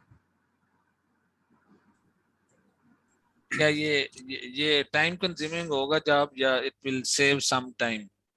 इसमें टाइम, हम बेसिकली हम टाइम को सेव करने जा रहे हैं। फास्टर का मतलब है कि हमारे पास टाइम नहीं है, हमारे पास नैनो सेकंड या पिको सेकंड का टाइम है, हम चाह रहे हैं पिको सेकंड में ये काम हो जाए। सर वैसे भी तो वो सीक्वेंशियली सारे रिजल्ट्स को एंड पे ऐड कर रहे हैं ना और मास्टर को पास कर रहे हैं, तो इस हाँ। तरह सारे पास होने अपने रिजल्ट पास होने करते हैं, जो एंड पे आएगा हम उसको मास्टर को कंसीडर कर लेंगे और वो रिजल्ट हम यूज कर लेंगे। लेकिन मेरा नहीं ख्याल कि ये पैरेलल में हो रहा है ये काम इस तरह, ये तो फिर सिक्वेंशियल ही हो रहा है ना। या आप देखें ना, वन आफ्टर अनदर ही कर रहे हैं ना, आप एक कोर का रिजल्ट अगली में जा रहा है, वो फिर एडिशन उसमें कर रहे हैं। ठीक है, फॉर एग्जांपल ये वाला जो काम था, हमने कहा कि ये पहले से ना प्रीवियस रिजल्ट आ रहा है 27 + 7 34 आया पीछे से, और फिर इसने इसमें अपनी 15 में ऐड किया, और फिर ये रिजल्ट इसको भेज दिया, इस कोर को, अगली कोर को। ठीक है ना, still it is sequential. I think this is not, we are not truly exploiting the power of parallelism, are we? I don't think so. तो इसका वो जो जिसके दिमाग में बल्ब रोशन हुए हैं ना, ठीक है, हम उसको देखते हैं कि उसने क्या बताया हमें। ठीक है, मैं आपकी अप्रोच सही है, मतलब, but not exactly what this guy is actually telling us. वो कह रहा है, do not make the master core do all the work, share it among the other course, pair the course. ये देखें ना, उसने पेयरिंग कर दी फिर, so that core 0 adds its result with core 1's results, core 2 adds its result with core 3's result, work with odd and even numbered pair of core। जो pairing जो भी mechanism है, मतलब आप जो दिल चाहे आप कहते हैं जी मैं उसके साथ पेयर करना चाहता हूँ। कोर 0 जो है ना, वो चाहती है जी मैं कोर 7 के साथ पेयर करना, और कोर 2 जो है वो कह रही है मैं कोर 5 के साथ, एंड सो ऑन। इस तरह के डिफरेंट मैकेनिज्म हो सकते हैं। तो 4 मैक्सिमम पेयरिंग हो सकती है। Repeat the process now with only evenly ranked cores. Core 0 adds results from core 2, core 4 adds results from core 6, etc. Now cores divisible by 4, repeat the process and so forth until core 0 has the final result. अब ये देखो ना, better parallel algorithm, ये देखो ना, मतलब सोचने की बात है ना कि भाई हमारा ऑब्जेक्टिव ये है कि we want to save time, we want to optimize time, minimize time. ठीक है, अब ये उसने ना इस तरह का मतलब स्ट्रक्चर बना दिया, बुक में मौजूद है ये। उसने कहा जी कि भाई ये पेयरिंग कर दी कि 0 को 1 के साथ, 2 को 3 के साथ, 4 को 5 के साथ, 6 को 7 के साथ। अब ये जो है ना, इन दोनों ने 8 + 19 27 बनाया, और इधर से जो रिजल्ट 22 आया, फिर ये दोनों को फिर मजीद एडिशन हुई। अब इस कोर का, दो कोर्स का रिजल्ट और इन दो कोर्स का रिजल्ट इसने ऐड की, नीचे की तरफ जा रहा है ना, एरो देखें आप, इस तरफ जा रहा है। कोर 0 को हमने मास्टर बनाया हुआ, ये देख रहे हैं, ये सब का मुंह उस तरफ जा रहा है, 0 की तरफ। और ये पेयरिंग करके ना, आप देखें ना, हमने 3 टाइम स्टेप्स में ना ये काम कर लिया। ये देखें ना, वर्टिकली इसको देखें तो यहां से इधर तक आने में, यानी 26, 20, 22 और 27 कैलकुलेट होने में जस्ट 1 टाइम स्टेप लगा है, 1 टाइम स्टेप। अब ये अगर सारी सेम कोर्स हो तो एक यूनिट ऑफ टाइम जो होगा वो लेटेस्ट अज्यूम के वो 5 माइक्रोसेकंड लगे इधर से इस रिजल्ट को अचीव करने में, इस रो को। फिर अगले इन दोनों को रिजल्ट्स को ऐड करने में फिर 5 माइक्रोसेकंड लगे। तो ये 46 इधर आ गया, इधर 49 आ गया। फिर 46 और 49 को ऐड करने में फिर 5 माइक्रोसेकंड लगे। तो टोटल मतलब हमने 15 माइक्रोसेकंड में 3 टाइम यूनिट्स में हमने ये काम कंप्लीट कर लिए, and we have significantly improved our time. So this is called the timing performance of multi-cores. और भी कोई पॉसिबिलिटी हो सकती है, मुझे मतलब बुक वाला ये कह रहे हैं, मतलब आप इस पे गौर फिक्र करें। अगर आप 15 माइक्रोसेकंड से कम कर सकते हैं टाइम, मैंने आपको वर्टिकली बताया कि अगर ये 5 माइक्रोसेकंड ले रहा है, ये 5 माइक्रोसेकंड और ये 5 में, तो आप इस टाइम को लेटर से कि 10 माइक्रोसेकंड कैसे करेंगे ना, ये क्वेश्चन है। जमशेद, अब आपको थोड़ा सा क्लियर हुआ कि नहीं? यस सर, आपकी जो अप्रोच थी वो शायद इससे डिफरेंट थी, वो बट सर टाइम कंज्यूमिंग थी, टाइम कंज्यूमिंग थी ना। But this Intel guy is actually has actually saved our time. Yes ठीक सर। है, तो ये इंट्रोडक्शन थी थोड़ी सी इस बुक के अंदर जो है ना। अब उसने क्वेश्चन एक और रेज कर दी है ना कि अब देखें, हमने चीजों को ना स्केल अप करना है। स्केलेबिलिटी ना एक टर्म होती है, स्केलेबिलिटी के आप एक चीज का सोल्यूशन प्रपोज करते हैं ना, लेटेस्ट से कि फॉर एग्जांपल यूएमटी है ना, यूएमटी में आपको पता है कि फेस रिकग्निशन की ना मशीन्स लगी हुई हैं जगह जगह ना, जो एम्प्लॉइज को उनके फेशियल रिकग्निशन होती है। और ऑब्वियसली उसके पीछे कोई डेटाबेस है जहाँ पे ना सपोज लेट अस से कि 2000 एम्प्लॉइज हैं, ठीक है, और उनको ना वो रिकग्नाइज करता है, मैं सुबह आता हूँ मेरा फेस जाता है मशीन में, मशीन उसको कंपेयर करती है 1000 फेसेस के साथ, and then finally it says okay this guy is this employee is authenticated, कि भाई ये ऑफिशियल हमारा जो है ना वो एम्प्लॉय है, ठीक है। अब देखें ना, इसको डिसीव करने का एक तरीका ये है कि मेरी जगह ना कोई बंदा यहीं का हो और वो फेस मास्क जो है ना, वो मेरा मास्क जो है ना वो चेहरे पे चढ़ा ले, क्या मशीन उसको कंसिडर करेगी कि this guy is doctor Jamil, ठीक है। अब एक बंदा ना वो रबड़ के जो होते नहीं जो फिल्मों में दिखाते हैं, ठीक है, वो फिल्म वाला जो मास्क जो है ना चढ़ा ले, कोई ट्रम्प का चढ़ा लेता है, कोई ट्रम्प बन जाता है, कोई उसके बाद, तो अब अगर मैं मशीन के आगे खड़ा हो जाऊं और मैं नकली इंसान हूं और मैंने वो रबड़ का मास्क चढ़ा लिया अपने ऊपर, और बल्कि 10 एम्प्लॉइज के ना हमारे पास एक ही बंदे के पास मास्क है, और वो उस मशीन के सामने ना पहले एक मास्क पहन कर आता है, फिर दूसरा, फिर तीसरा, चौथा, पांचवा, 10 मास्क चढ़ाता है अपने, और इस तरीके से वो अपनी प्रेजेंस लगा लेता है, लेकिन वो पढ़ा कहीं और रहा होता है। फॉर एग्जाम्पल वो MIT में पढ़ा रहा होता है, या कोर्सेरा पे ऑनलाइन उस वक्त क्लास कंडक्ट कर रहा है, या UCP में पढ़ा रहा है।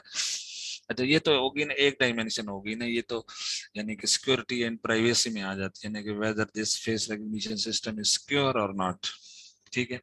अच्छा, अब दूसरा क्वेश्चन ये है कि भाई, अच्छा अब 1000 डेटाबेस में अगर हम कहें कि 1 मिलियन जो है ना लोगों के चेहरे डाल दें, स्केल अप कर दें उसको, यानी कि डेटाबेस में ना अब 1 मिलियन एम्प्लॉइज आ गए, जिस तरह की बड़ी बड़ी कंपनीज होती है ना, क्वालकॉम होगी या इंटेल होगी, तो हो सकता है उनके पता नहीं 10,000 या 20,000 एम्प्लॉइज हों, और वो मुख्तलिफ दुनिया के मुख्तलिफ जगहों पे ना काम कर रहे हैं, कोई पाकिस्तान में, कोई इंडिया में, कोई चाइना में, कोई अमेरिका में, कोई यूरोप में, but they are on the payroll of Intel, ठीक है, एंड देयर अटेंडेंस जो है ना वो हम चाह रहे हैं कि वो हो जाए ना। अब आपने अपने एल्गोरिदम को ना वो स्केल अप करना है कि भाई अच्छा जी, नंबर ऑफ एम्प्लॉइज अगर बढ़ते जाएं तो our our software should not crash and it should be scale up. तो सिमिलरली अब यहाँ पे जो है ना हम जो क्वेश्चन रेज करना चाह रहे हैं कि पहले हमने 6 कोर ली, हमने सॉरी 8 कोर्स थी हमारे पास ना, 0 to 7 था ना, हाँ 0 to 7 8 कोर्स थी ये वाली। अब if we increase this number from 8 core to let us say 1000 cores, अब देखो ना ये एक मतलब हाइपोथेटिकल चीज है, एनवायरनमेंट है कि भाई we want to increase the efficiency.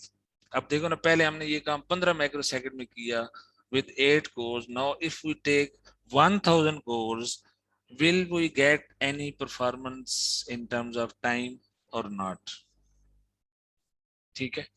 अब ये बड़ा ना एक सीरियस क्वेश्चन है। The first example would require the master to perform 999 receives and 999 additions. पहले तो वो रिसीव करेगा, फिर उसके बाद वो एडिशन करेगा ना प्रीवियस सम के साथ।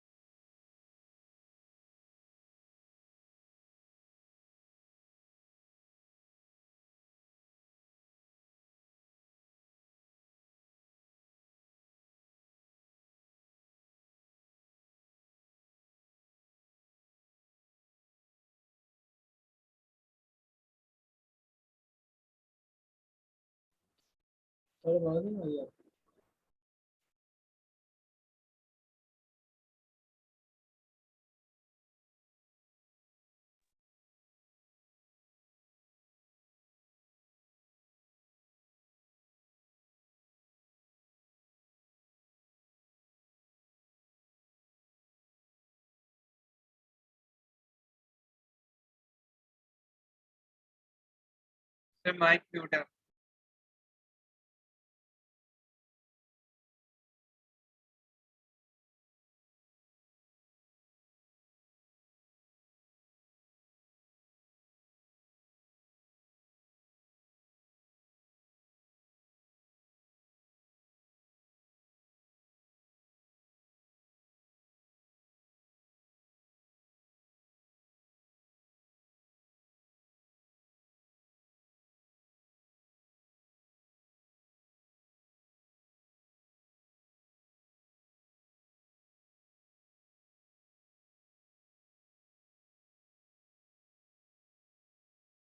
सॉरी, मेरा ख्याल है मैंने ना वो म्यूट कर दिया था तो आवाज आपको नहीं आ रही थी।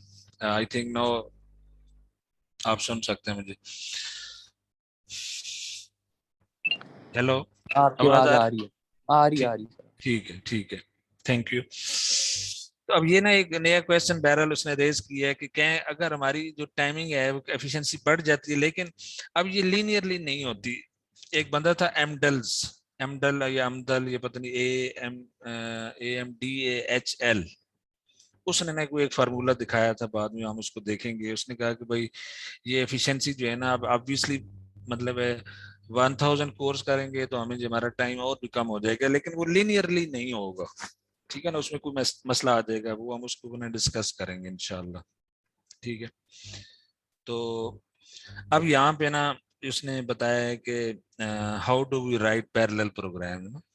तो एक टास्क पैरेललिज्म है, एक डेटा पैरेललिज्म है। Partition various tasks carried out solving the problems among cores, task parallelism.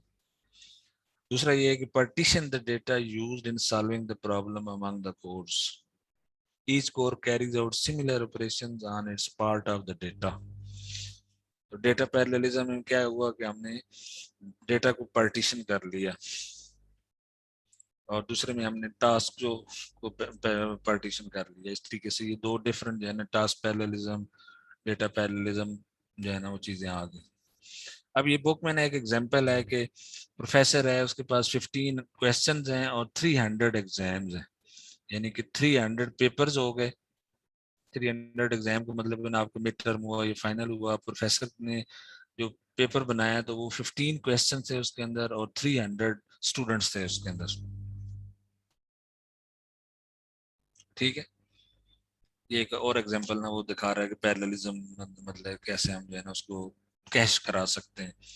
So the professor prepared an exam with 15 questions in it, and there were 300 students. So he collected 300 copies or 300 exams from the student. अब हम क्या करना चाह रहे हैं यहाँ पे? अब obvious सी बात है, हम क्या करना चाह रहे हैं? लेकिन एक नेचुरल कॉमन सेंस में क्या दिमाग में ख्याल आता है हमारे, कि प्रोफेसर जो है ना अपना टाइम को बचाना चाह रहा है। अब ये तो यंग प्रोफेसर लग रहे हैं, इसके बाल अभी कुछ सफेद हैं, काले हैं। ये जो है ना 300, आप खुद सोचें कि 15 को 300 से मल्टीप्लाई करें तो 4500 डिफरेंट टास्क बन जाते हैं ना। और अगर एक क्वेश्चन के अंदर काफी सारे मैथमेटिक्स भी हो या राइटअप भी हो, तो फिर वो आप खुद देखें कि उसका कितना बेचारे का टाइम लगेगा ना, वो तो पागल हो जाएगा। वो 300 जो है ना पेपर उसने चेक करने, इसलिए फिर वो लोगों को ना भेज देते हैं ना स्कूल कॉलेज लेवल पे। आपने देखा होगा ना, जो टीचर्स होते हैं वो फिर दूसरे टीचर्स को ना डिवाइड करके भेज देते हैं, बंडल बना के, सिक्रेसी प्राइवेसी करके, मोहर लगा कर, जो बीच में जो है ना माफी वाले कैश आउट कर लेते हैं और फिर वो हिंदी नंबर पूरे लगवा लेते हैं। तो बड़े बड़े यानी कि ना काम हो रहे थे। लेकिन अगर वो एक प्रोफेसर करेगा तो ऑब्वियसली उसको बहुत ज्यादा टाइम कंज्यूम होगा। अब वो क्या करता है, वो जो है ना 3 टीए जाहिर कर लेते हैं। ठीक है, TA1, TA2 एंड TA3। ठीक है, एक अफ्रीका से और एक गाना से है और एक जमाइका से है। मेरा ख्याल है ना ये 3 टीएज आ गए उसके पास। पीस ग्रेडिंग असिस्टेंट्स इसको हम कह रहे हैं, टीएज या टीचिंग असिस्टेंट। अब उसने 300 एग्जाम थे, उसने उसको डिवाइड कर दिया, 100 exam, 100 3 division of work. Data parallelism, ये डेटा पैरेललिज्म है कि नहीं? क्योंकि this is the data, this is data, this is data, task एक ही है, तीनों ने एक ही काम करना है, पेपर को चेक करना है ना। So this is data parallelism. अब टास्क पैरेललिज्म क्या है? टास्क में ये है जी कि आप ये 1 जो है ना क्वेश्चन 1 से 5 चेक करे, ये 11 से 5 करे, ये 6 to 10 करे, ये डिवीजन ऑफ वर्क हो जाएगा। तो this is called task parallelism. ठीक है, ये देखें ना, प्रोफेसर जो पीटर एस पचीको है, जो कि यूनिवर्सिटी ऑफ सैन फ्रांसिस्को में है इस वक्त, उसने कितनी अच्छी एग्जांपल दी है ना, आपको कितना सिंपल तरीके से बता दिया कि this is data parallelism and this is task parallelism.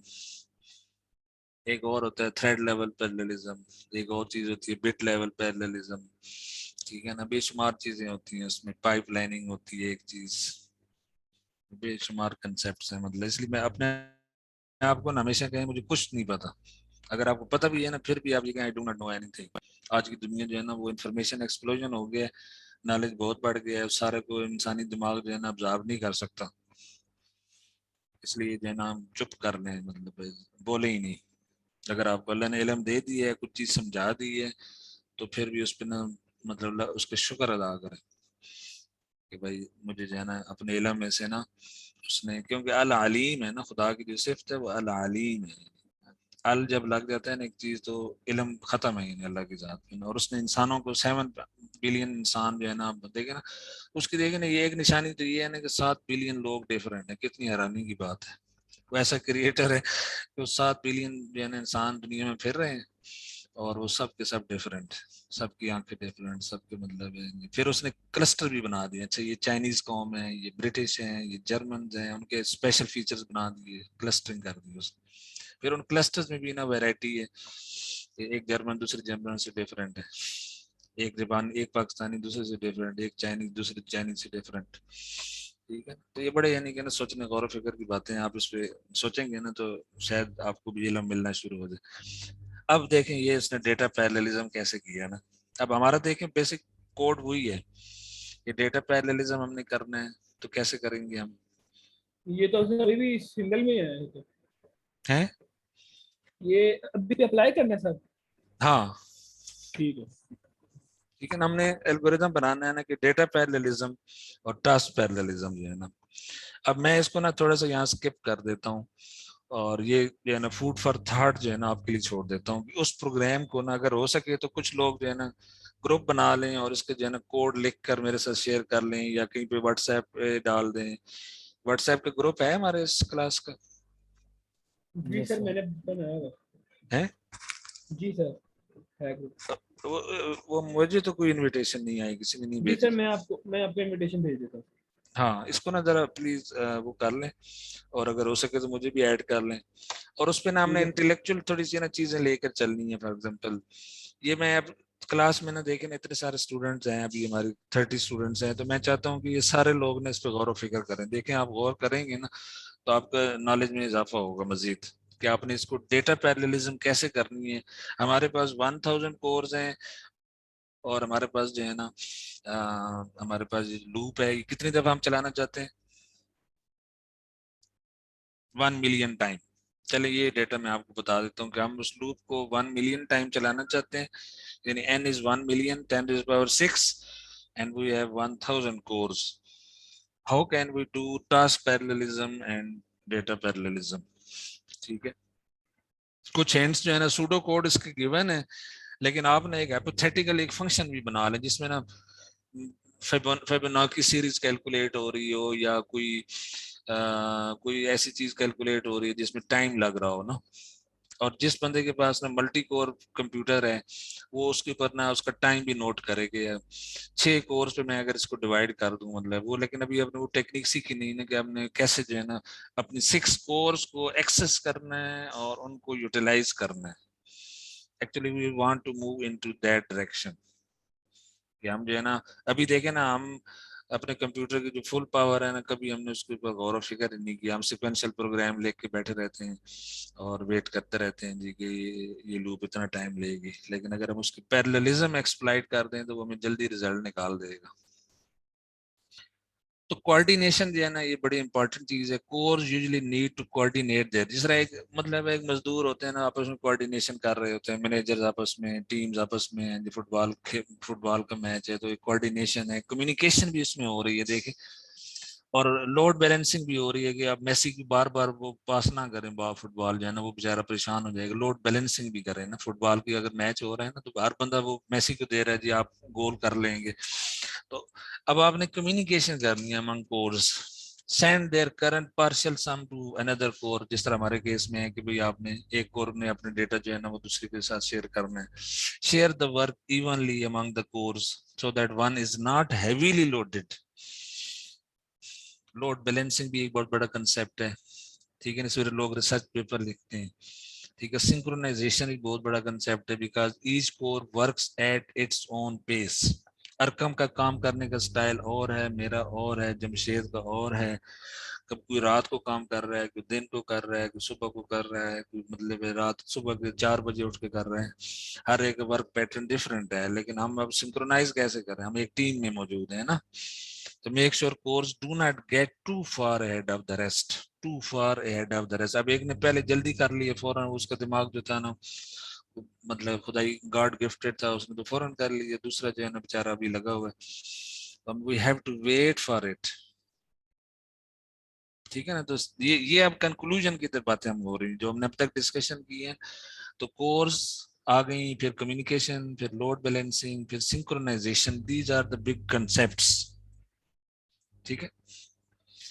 तो अब जो है ना what we will be doing, learning to write program that are explicitly parallel using the C language. अब इसमें सी लैंग्वेज भी है, और आगे मैं वो पाइथन पे भी इस तरह एक्सपेरिमेंट करना है हमने ना, क्योंकि ये सारे लोग कह रहे हैं कि पाइथन स्टूडेंट्स को पढ़ाओ बिकॉज उसकी मार्केट ज्यादा है। सर हम यहाँ भी पाइथन यूज कर ठीक है। सकते हैं। तो message Yes, sir. Passing interface जो है ना, हमने बेसिकली अपने आप को ना प्रोडक्टिव बनाना है कि भाई हम एक पैसिव मोड से एक्टिव और प्रोएक्टिव बंदे बन चुके हैं कि भाई we can earn money, some dollars Pakistan में आना शुरू हो जाए।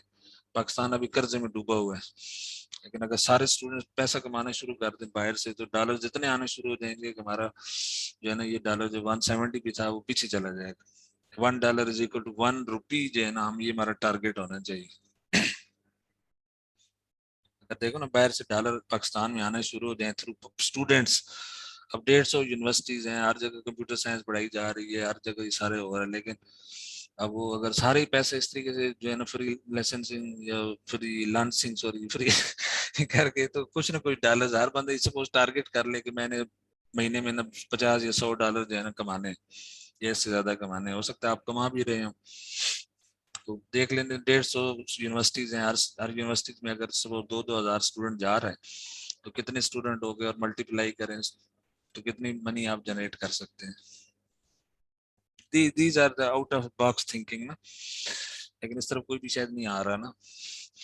तो अब हमने ना ये 3-4 चीजें हैं, मतलब इसमें पाइथन भी ऐड कर दें यहाँ पे। पाइथन के बिना ओपन एमपी, ये पोजिक थ्रेड्स पता नहीं हम करेंगे, लेकिन ये दो जो है ना एमपीआई और ओपन एमपी, ये हम जरूर करेंगे इंशाल्लाह।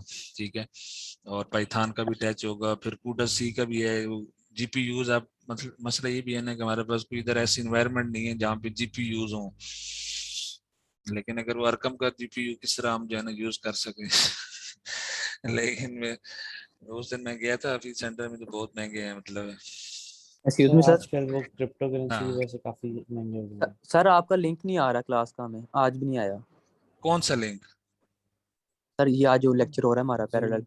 इसका ना बड़ा आसान तरीका है ना कि आपने LMS पे जाना है। ठहरे मैं आपको दिखा देता हूँ। LMS पे ना आपने लॉग इन होना है। मैंने सारे लिंक वहां पे ना रिकरेंट मोड में ना डाल दिए।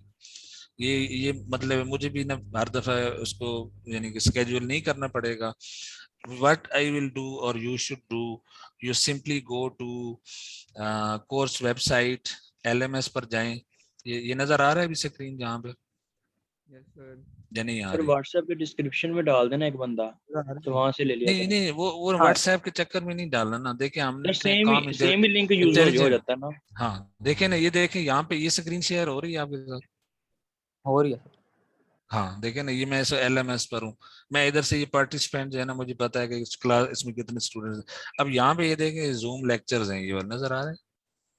ये आप जी कभी सर ना ये आ रहा है। स्टूडेंट्स व्यू में आप जाएंगे ना, ठहरे मैं इसको स्टूडेंट व्यू में चला जाता हूँ ना, फिर मैं आपको दिखाता हूँ ये किस तरह नजर आता है। यहाँ पे स्टूडेंट व्यू भी एक होता है। स्विच टू, पता नहीं अब इस वक्त नहीं हो रहा। बहरहाल ये जो है ना जूम लेक्चर्स पे आप चले गए। ये इंटरनेट चल रहा है मेरे ख्याल में, जरा इसको रिफ्रेश कर लीजिए। स्लो है असल में, देखें ना इधर ऊपर, ये अभी देखें ना इंटरनेट हमारा स्लो है। मैं इधर ये लॉग इन दोबारा कर लेते हैं, 1 मिनट। हाँ तो अब ये देखें ना, ये अभी जूम लेक्चर जो है ना शुरू हो गया ना। यहाँ पे आज का क्या दिन था? ये ट्यूसडे और वेंसडे। वेंसडे आज थर्सडे, क्या दिन है? ट्यूसडे है ना। वेडनेसडे। हाँ वेंसडे अक्टूबर 2021 रिकर, आप इसको क्लिक करेंगे और अभी देखो ना इसके स्टार्ट का बटन नहीं आ रहा ना। ठीक है, तो मेरा ख्याल है ये आज वाला ये है, ये क्या दिन है, सर ये वेडनेसडे है ना? अपकमिंग है, ये नेक्स्ट की है, नेक्स्ट हाँ वीक की नेक्स्ट है। में है ना, ठीक है। तो आप इसको क्लिक करेंगे स्टार्ट का और ज्वाइन कर लेंगे मीटिंग का, उसमें सारी डिटेल जो है ठीक ना, है सर। सपोज इट्स वैसे वेरी सर मैंने सिंपल। ये व्हाट्सएप ये पे, देखें ना, इसमें वैसे मैंने आखिर में जूम की यहाँ मीटिंग का लिंक मैंने व्हाट्सएप में हाँ डाल दिया सर। इसमें ना वो इसके अंदर पास कोड भी मैंने कहीं डाला था, मीटिंग आईडी तो ये है, लेकिन मुझे पास कोड का नहीं, मतलब तो बिस्मिल्लाह शायद पासवर्ड मैंने उसी रखा। यूआरएल से ही आ जाता है। हाँ तो ठीक है ना। ठीक है। तो ये जो है ना मेरा भी हेडेक खत्म हो गया, मैंने पूरा ना 15-20 लेक्चर शेड्यूल कर दिए हैं। उधर मैं जूम पर जाता हूँ, जस्ट बटन क्लिक करता हूँ और वो मैं स्टार्ट हो जाता है ना। ठीक है सर। और तो सर सर वो जो मोहम्मद अली आपने भाटी यार आई हमें दी ग्रुप है के अंदर उसमें ऐड वो है, करो उसको क्लास के ऐड कर लें व्हाट्सएप। कैलेंडर में। वो कैलेंडर जी वाला मैंने वो डाल आपकी दिया। मर्जी है, देखें वो that is an optional thing, if you want to schedule your calendar, उसमें आप क्लिक करें वो वगैरह, वो एक एडिशनल चीज है। लेकिन ये जो एलएमएस पे जो विजिट है ना, ये अगर आप कर लिया करें तो मेरे लिए भी हेल्पफुल होगा कि मेरे ऊपर जो है ना जो लोग बैठे हुए हैं ना यूएमटी कनेक्टेड, वो हमें वॉच कर रहे हैं, मॉनिटर कर रहे हैं कि स्टूडेंट्स जो हैं वो एलएमएस को विजिट करते हैं कि नहीं करते ना, because we are in a virtual world now, it is a distance education networking. मैं खुद जो है ना अमेरिका में पढ़ा था, तो मेरा वो डेन था, den.usc.edu. बस पीके तो नहीं आएगा वहां पे। तो वो डिस्टेंस एजुकेशन नेटवर्क से ही मैंने ना मेरी तालीम में घर में बैठ के तो लेक्चर लेता था। इस वजह से प्रोफेसर मेरे से नाराज भी हो जाते थे कि यार ये बंदा जो है ना क्लास में नहीं आता। तो मेरे ग्रेड जो थे ना या फिर सी ग्रेड होते थे या फिर ए ग्रेड होते थे। जी ठीक है। क्योंकि वो अगर मैं लेकिन क्लास में चला गया ना तो वो फिर ए ग्रेड होता था। तो कुछ क्लासेस में ना हमारा वो डिफरेंट टाइप के प्रोफेसर भी थे, कुवान एम गुंग था, कोई कृष्णन नायक था, कोई पीटर बेरल बेरल नाम से एक बंदे का, ठीक है, एक एलिस पार्कर थी यार, इस तरह के प्रोफेसर से हमने पढ़ा हुआ है। ठीक है। तो अब हर एक अपने एक स्टाइल है, मतलब एक मसूद पेट्राम था, तो ये नहीं कहना डिफरेंट प्रोफेसर। तो अब ये है कि आप इसको एक्सेस किया करें, क्योंकि फिर ना वो ये देखें ना, यहाँ में अगर मैं पार्टिसिपेंट्स में जाऊँ ना, ये देखें, लुक एट दिस। अब देखें ना ये बंदा, ये मोहम्मद अली भट्ट जो है ना 1 hour 17 minute पहले जो है ना इसको एक्सेस किया है। मोहम्मद जो अरकम है इन्होंने कभी विजिट नहीं किया, नेवर लिखा हुआ है इधर। और ये जो है जमशेद ने 20 minutes 57 minutes पहले जो है ना विजिट किया है। अब ये जो मैं चाहता हूँ ना, यहाँ सारे लोगों का ना वो अपडेट के आ रहा हो स्टेटस ना। अब ये चीज जो है ना मतलब तभी होगी जब आप इसको विजिट करेंगे ना। तो ये देखिए 1 day 17 hours पहले इन्होंने मोहम्मद आदिल शबीर ने किया और मोहम्मद उस्मान इकराम ने किया एंड सो ऑन। ठीक है। तो अच्छा, आप में अली भट्ट आप इस तरह करें ना कि उसकी ना वो अटेंडेंस शीट जो है ना, जो स्नैपशॉट होता है ना, जी जी सर। वो ले लें। ठीक है। ठीक है सर, मैं आपको कि भेज। कितने 31 स्टूडेंट्स हैं, ताकि मैं फिर उनकी अटेंडेंस जो है ना मैंने मार्क कर दी है, वो मैं फिर अपडेट कर दूंगा। ठीक है। अभी मेरी क्लास का टाइम भी खत्म हो रहा है, शायद 1:50 है, तो hopefully we will continue this discussion and I hope you will enjoy this class. तो इसमें ना थोड़ा सा काम भी करना होगा। इस दफा ना ये हैवीली लोडेड कोर्स होगा, मैं आपको बता रहा हूँ, heavily loaded in terms of work है ना, क्योंकि इसमें हमें ना पाइथन को भी ना साथ में लेके चलना है। तो अगर हो सके तो आप थोड़ा सा इंट्रोडक्शन टू पाइथन, जिन लोगों को नहीं आती, मुझे खुद भी नहीं आती, सच्ची बात तो ये है कि मैंने भी लर्न करना, मैं भी एक नया एक्सपेरिमेंट कर रहा हूँ। ठीक है ना। तो इंशाल्लाह हम साथ साथ लर्न करेंगे। हमारे वक्त में तो पाइथन नहीं थी, अब हमने एक डिफरेंट वर्ल्ड में एंटर हो चुके हैं। तो आपने मुझे कुछ सिखाना है, मैंने आपको सिखाना है, इस तरह मिलजुल करना। इसको इस क्लास को, इसकी आइडियल क्लास उस वक्त बनेगी जब हमारी यूएमटी में ना क्लस्टर्स आ जाएंगे और हाई परफॉर्मेंस कंप्यूटर यहाँ पड़े होंगे, जीपीयूज पड़े होंगे, हम उसके ऊपर एक्सपेरिमेंट कर रहे होंगे, हम पाइथन बेस्ड कोड लिखेंगे, उस पर सर रन हम करेंगे क्लस्टर उस। बना सकते हैं अगर हमारे पास कंप्यूटर्स नहीं है तो वो लैब में ना रेस्पबेरी पाइस पड़ी हुई हैं, तो वो हम हाँ रेस्पबेरी पाई का वो क्लस्टर बना के, तो वो एक एक्सपेरिमेंट उस पर किया, लेकिन प्रोसेसिंग जरा स्लो ही होगी, लेकिन क्लस्टर बना होगा प्रॉपर एक।